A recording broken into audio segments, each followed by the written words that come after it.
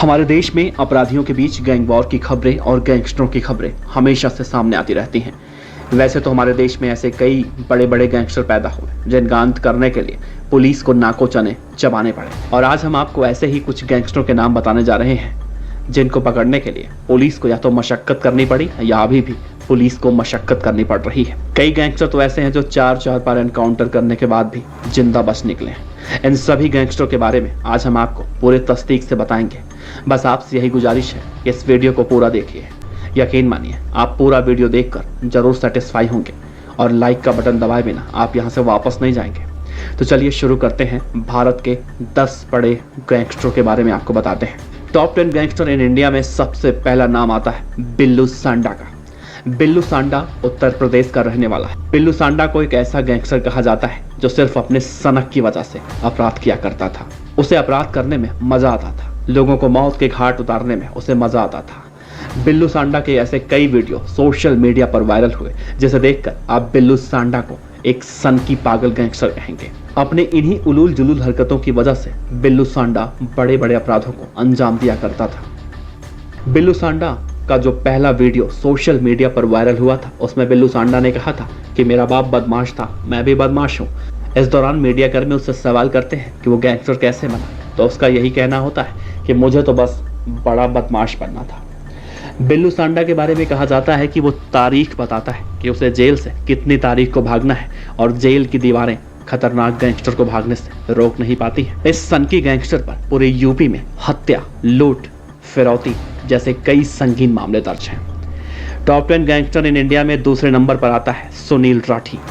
सुनील राठी को कुख्यात गैंगस्टरों में गिना जाता है, जिसने जेल के अंदर कुख्यात गैंगस्टर मुन्ना बजरंगी के सर में 10 गोलियां मारकर उसकी हत्या कर दी थी। सुनील राठी वैसे तो पश्चिमी उत्तर प्रदेश से आता है, लेकिन पूरे सूबे में और सूबे के पड़ोसी सूबे यानी कि उत्तराखंड में भी सुनील राठी का दबदबा इसी तरह से कायम है। सुनील राठी के नाम से किसी भी व्यापारी को फोन किया जाए तो व्यापारी की पैंट गीली हो जाती है और वो जितनी रकम मांगता है समय से पहले पहुंच जाया करता है। कहा जाता है कि सुनील राठी गैंग में कुल 150 शूटर हैं जो सुनील राठी के एक इशारे पर किसी का भी काम तमाम कर देते हैं। सुनील राठी के बारे में आप इस बात से अंदाजा लगाइए कि कितना कुख्यात गैंगस्टर है कि उसके ऊपर उत्तराखंड के रुड़की जेल के डिप्टी जेलर की हत्या करने का भी आरोप है। टॉप 10 गैंगस्टरों की लिस्ट में तीसरे नंबर पर है पपला गुजर।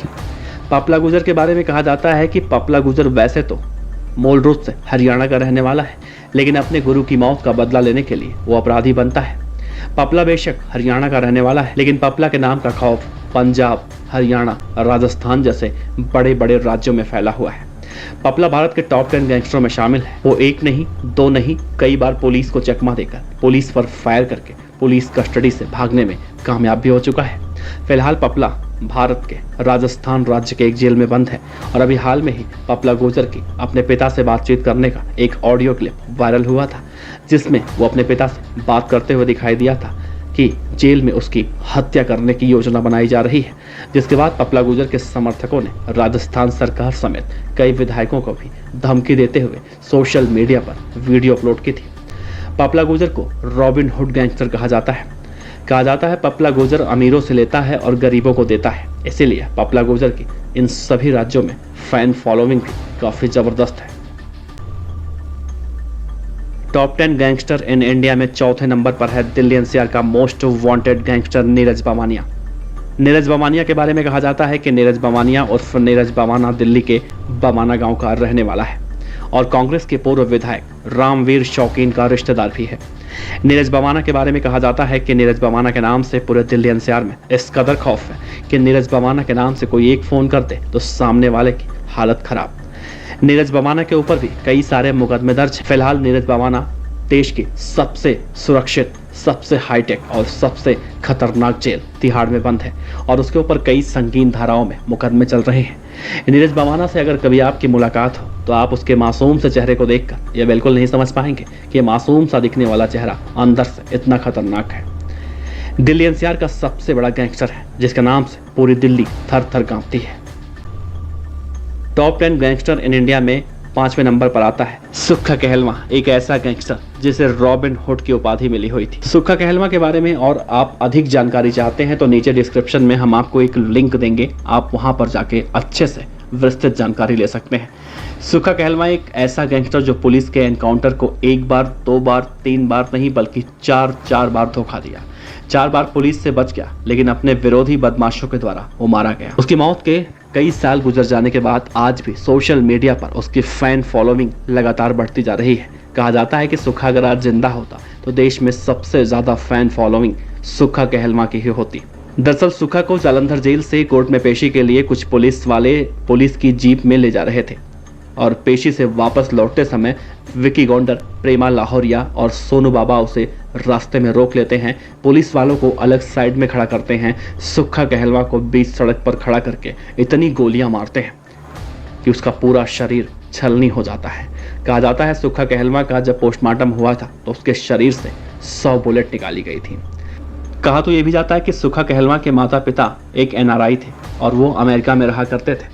सुक्खा कहलवा भी उनके साथ अमेरिका जाना चाहता है, लेकिन किसी कारणवश वो अपने मौसी के यहाँ रुक जाता है। लेकिन जब वो 10वीं कक्षा में पढ़ाई कर रहा था तो एक दिन उसके गांव में मामूली कहासुनी होती है और इस पूरे मामले में FIR दर्ज होता है। इसमें सुक्खा कहलवा का भी नाम शामिल होता है और यहीं से उसके जिंदगी की पटरी अपराध की पटरी पर तब्दील हो जाती है। टॉप 10 गैंगस्टर इन इंडिया के लिस्ट में 6ठे नंबर पर आता है रुपेंद्र गांधी। रुपेंद्र गांधी खेल जगत से ताल्लुक रखता था, लेकिन रुपेंद्र गांधी जितना बड़ा खिलाड़ी था उतना भी बड़ा गैंगस्टर। रुपेंद्र गांधी के बारे में कहा जाता है कि वो इन सभी गैंगस्टरों से बिल्कुल अलग था। लोग उसे मसीहा भी कहते हैं, क्योंकि उसने ना तो कभी किसी की हत्या की और ना ही कभी किसी से फिरौती मांगी, लेकिन फिर भी उसके नाम पर कई सारे आपराधिक मामले दर्ज थे। रुपेंद्र गांधी ने बहुत कम ही समय में अपना दबदबा पूरे इलाके में कायम कर लिया था और रुपेंद्र गांधी महज 22 साल की उम्र में पूरे गांव वालों के सर्वसम्मति से सरपंच बना दिया गया था। रुपेंद्र गांधी के इस बढ़ते कद को देखकर उसके विरोधी पहले तो उसका किडनैप करवाते हैं और फिर उसकी हत्या कर देते हैं।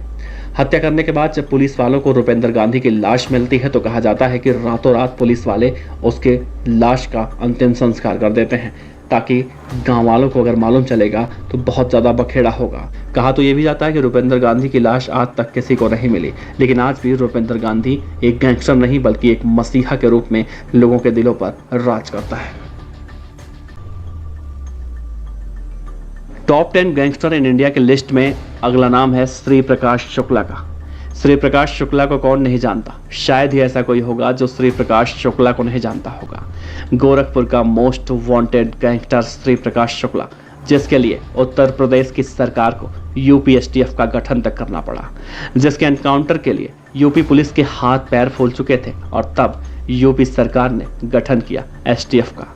शुक्ला के बारे में कहा जाता है शुक्ला उत्तर प्रदेश के गाजियाबाद में अपनी गर्लफ्रेंड से मिलने जा रहा था और तभी घात लगाई बैठी STF श्री प्रकाश शुक्ला को एनकाउंटर में मार गिराती है। श्री प्रकाश शुक्ला के बारे में यह भी कहा जाता है कि श्री प्रकाश शुक्ला बचपन में पढ़ने लिखने में बहुत होनहार था, लेकिन बचपन में इसकी बहन के साथ छेड़खानी होती है और इस बात का बदला लेने के लिए श्री प्रकाश शुक्ला उस लड़के की हत्या कर देता है। फिर पुलिस से बचने के लिए एक स्थानीय नेता की मदद से विदेश जाता है और वहां पर अपराध की ट्रेनिंग लेता है और जब वापस लौटता है तो बन चुका होता है एक बहुत बड़ा गैंगस्टर। श्री प्रकाश शुक्ला का दबदबा इस कदर कायम था कि उस जमाने के नेता मंत्री भी श्री प्रकाश शुक्ला से खौफ खाया करते थे और कई सारे नेता मंत्रियों का तो उसने हत्या भी कर दिया था। लेकिन श्री प्रकाश शुक्ला उस समय रडार पर आया जब उसने तत्कालीन मुख्यमंत्री कल्याण सिंह की हत्या की सुपारी ले डाली थी और तब गठन करना पड़ा उत्तर प्रदेश सरकार को स्पेशल टास्क फोर्स का और फिर श्री प्रकाश शुक्ला का एनकाउंटर किया गया। श्री प्रकाश शुक्ला के ऊपर कई सारी फिल्में भी बन चुकी हैं।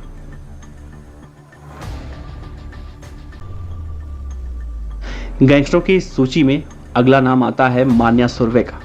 मुंबई पुलिस ने अंडरवर्ल्ड के बढ़ते अपराधों को देखते हुए 1980 में मुंबई पुलिस की डिटेक्शन यूनिट बनाई थी और मुंबई पुलिस की इस यूनिट ने 11 जनवरी 1982 को पहला एनकाउंटर किया। यह एनकाउंटर मुंबई के वडाला कॉलेज में हुआ जिसमें गैंगस्टर मान्या सुर्वे की मौत हुई।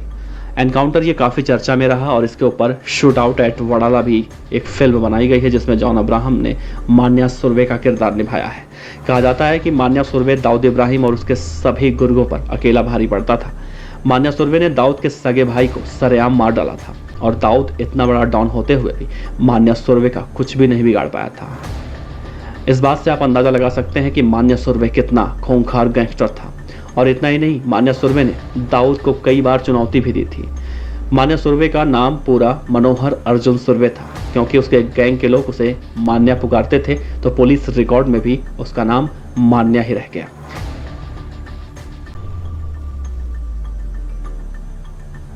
गैंगस्टरों की सूची में अगला नाम है राजस्थान के most wanted gangster Anandpal Singh का। आनंदपाल सिंह को भी रॉबिन हुड गैंगस्टर कहा जाता है। आनंदपाल सिंह जो पढ़ लिख कर सरकारी नौकरी करना चाहता था, लेकिन एक बार गांव में वो चुनाव लड़ने की ठानता है। चुनाव लड़ने के बाद उसके विरोधी उस पर काफ़ी ज़्यादा नाराज़गी दिखाते हैं और उसके ऊपर कई सारे झूठे मुकदमे दर्ज करवा दिए जाते हैं। फिर उसे जेल होती है और जेल से आने के बाद इस अपमान का, इस टॉर्चर का वो बदला लेता है और बन जाता है most wanted gangster. Most wanted gangster Anandpal का राजस्थान में इतना दहशत था कि कई बड़े बड़े नेता, मंत्री, हुक्मरान तक खौफ खाया करते थे, जिसे मारने के लिए पुलिस को नाको चने चबाना पड़ा था। और आखिरकार एक दिन आनंदपाल का पुलिस एनकाउंटर में खात्मा हो जाता है। जब आनंदपाल का एनकाउंटर हुआ तो उसके समर्थक इतनी बड़ी संख्या में इकट्ठा हो गए थे कि सड़क तक जाम हो गया था। देखकर लग रहा था कि आनंदपाल कितना बड़ा खतरनाक गैंगस्टर था। इस तरह से पब्लिक में उसकी फैन फॉलोइंग थी। आनंदपाल को सभी लोग एक अच्छा गैंगस्टर कहते थे, लेकिन हम तो यही कहते हैं गैंगस्टर तो गैंगस्टर होते हैं, वो सिर्फ एक अपराधी होते हैं। इस सूची में सबसे आखिर में नाम आता है एक ऐसे गैंगस्टर के जिसका नाम है विकास दुबे, जिसने अपने गांव में 8 पुलिस वालों की निर्मम हत्या करवाई थी। जिसके बाद पुलिस उस मध्य प्रदेश के उज्जैन से महाकाल मंदिर से गिरफ्तार करती है और फिर रास्ते में उसकी गाड़ी पलटाकर उसका एनकाउंटर कर देती है। उस गैंगस्टर का नाम था विकास दुबे। विकास दुबे इतना खतरनाक गैंगस्टर था, कहा जाता है विकास दुबे पहली बार उस समय सुर्खियों में आया जब उसने स्थानीय थाने में एक दर्जा प्राप्त राज्य मंत्री की गोली मारकर हत्या कर दी थी। इसके बाद वो बन गया था बहुत बड़ा गैंगस्टर। लेकिन कहा जाता है कि हर गैंगस्टर का एक न एक दिन तो अंत होता है और विकास दुबे का भी वही हुआ जो इन सभी गैंगस्टरों के साथ। विकास दुबे का एनकाउंटर हुआ, लेकिन आज उसका परिवार दाने दाने को मोहताज है। 2 वक्त की रोटी जुटा पाना विकास दुबे के परिवार के लिए बहुत बड़ी बात हो गई है। विकास दुबे के मौत का सर्टिफिकेट आज तक विकास दुबे के परिवार वालों को नहीं मिला।